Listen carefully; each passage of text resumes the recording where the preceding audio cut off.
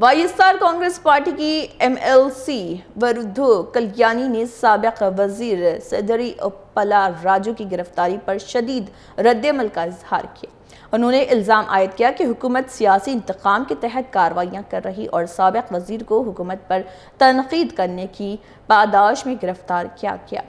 वरुद्धु कल्याणी ने यह भी दावा किया है कि हुकूमत दीगर मुतनाज़ मामलात से अवाम की तवज्जो हटाने के लिए ऐसी कार्रवाइयाँ कर रही।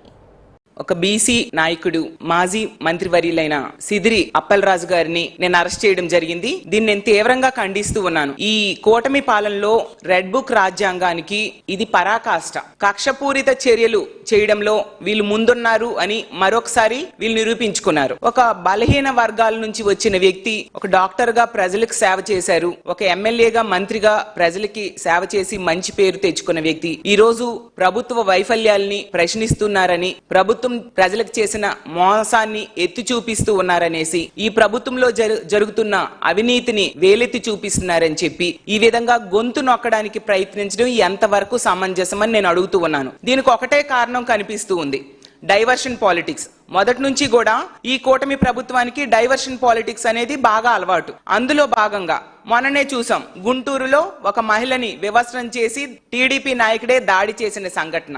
ప్రభుత్వం ఆ విషయంలో పూర్తిగా వైఫల్యం చెందిన పరిస్థితి మనం చూసాం.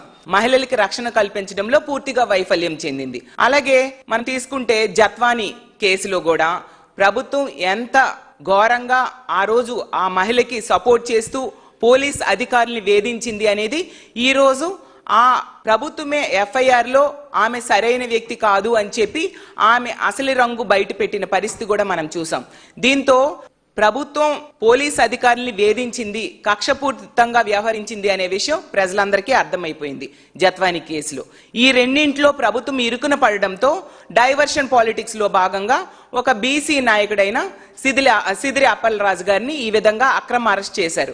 ఎక్కడైనా ఈ దేశ చరిత్రలో మనం చూసామా, కొడుకు ఒక యాక్సిడెంట్ కేసులో అరెస్ట్ అయితే తండ్రిని కూడా అరెస్ట్ చేయడం అనేది మనం ఎక్కడైనా చూసామా విన్నామా అని నేను అడుగుతూ ఉన్నాను. అంటే ఒక నియంతృత్వ ధోరణి. అసలు ప్రజాస్వామ్యంలో ఉన్నామా, నియంతృత్వ